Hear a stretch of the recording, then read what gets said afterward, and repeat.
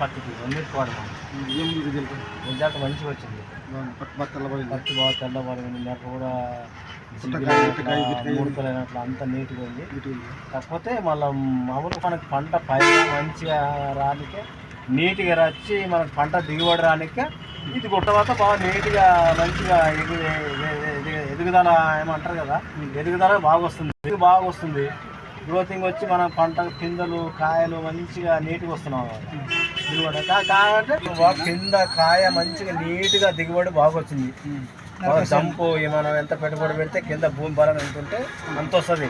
మనం ఇదే కొట్టి దిగుబడి వస్తుంది అన్నమాట. అట్లా అదే దిగుబడి వస్తుంది. మళ్ళీ పురుగు మాత్రం దిగుబడి వస్తుంది. మధ్య తెగులు వస్తుంటాయి. దానికి వాడిన తర్వాత తెగుళ్ళు మామూలు తగ్గిపోతుంది. ఏమన్నా వచ్చింది దానికి ముడత ఎక్కువ వచ్చేదా? ముడత అంటే ఏదో పురుగు మందు కొట్టుకోవాలి. మనం పెట్టిన కింద పెరుగుదల బాగా వస్తుంది. ఇది మాత్రం కన్ఫర్మ్ ఉంటుంది. బాగా నీట్గా వలుగుతుంది. బాగా బొగ్గులు 5 బొగ్గులు ఉంటాయి. 5 బొగ్గులు వలుగుతాయి. 4 ఉంటే 4 వలుగుతుంది. 3 వలుగుతుంది. అది విన్నాను. ఇది వాడాలి బాగా వచ్చింది. నాకు దిగుబడి అయితే బాగా వచ్చింది. మన ఇది ఇప్పుడు ఒక ఏళ్ళు మీద అవుతుంది. పంట అయిపోతుంది.